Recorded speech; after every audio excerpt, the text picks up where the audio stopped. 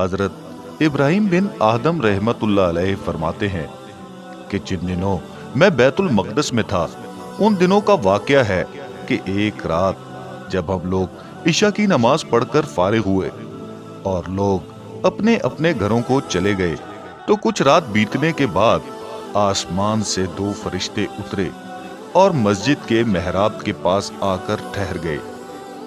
उनमें से एक ने दूसरे से कहा, मुझे यहाँ से किसी इंसान की खुशबू आ रही है।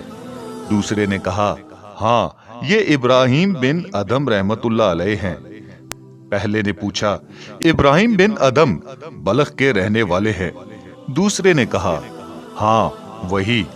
पहले ने कहा, अफसोस, उन्होंने रब की रजा हासिल करने के लिए बड़ी मुशक्कतें बर्दाश्त की हैं। मुसीबतों और मुश्किलों के बावजूद सब्र से काम लिया, हत्ता कि अल्लाह ताला ने उनको मर्तबा वलायत अता कर दिया। लेकिन सिर्फ एक छोटी सी गलती की वजह से उन्होंने वो मर्तबा खो दिया। दूसरे ने पूछा, उनसे क्या गलती सरजद हुई है?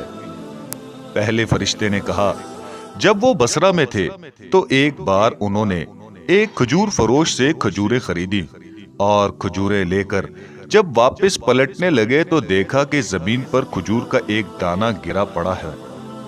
उन्होंने समझा शायद ये उनके हाथ से गिरा है, लिहाजा उन्होंने उसे उठाया, साफ किया और खा लिया।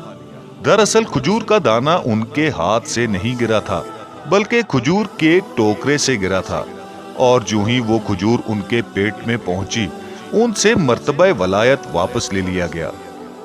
हजरत इब्राहिम बिन आदम रहमतुल्लाह अलैह ने मस्जिद के दरवाजे की ओट से जब उनकी ये बातें सुनी तो रोते हुए मस्जिद से बाहर निकले और उस परेशानी और बेचैनी के आलम में बैतुल मक़दस से बसरा की तरफ रवाना हो गए।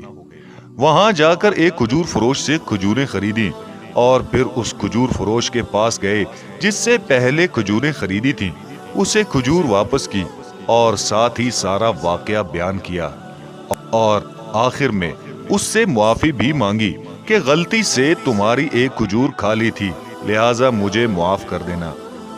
उस खजूर फरोश ने उसे खुले दिल से मुआफ कर दिया और फिर रो पड़ा कि हजरत को एक खजूर की वजह से इतनी परेशानी का सामना करना पड़ा। मुख्तसर ये कि हजरत इब्राहिम बिन आदम रहमतुल्लाह अलैह बसरा से फिर बैतुल मक़दस रवाना हो गए और बैतुल मक़दस पहुंचकर रात के वक्त उस मस्जिद में जाकर बैठ गए। जब रात काफी बीत गई तो आपने देखा कि दो फरिश्ते आसमान से उतरे। उनमें से एक ने दूसरे से कहा कि मुझे यहाँ से इंसान की खुशबू आ रही है।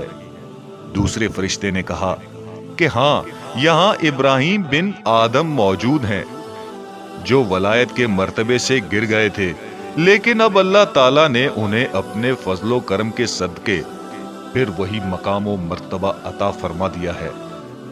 कभी सोचा है कि हम अनजाने में और जानबूझकर लोगों का कितना हक खाते हैं और इस बात की परवाह भी नहीं करते कि रोजे महशर इसका हिसाब देना पड़ेगा।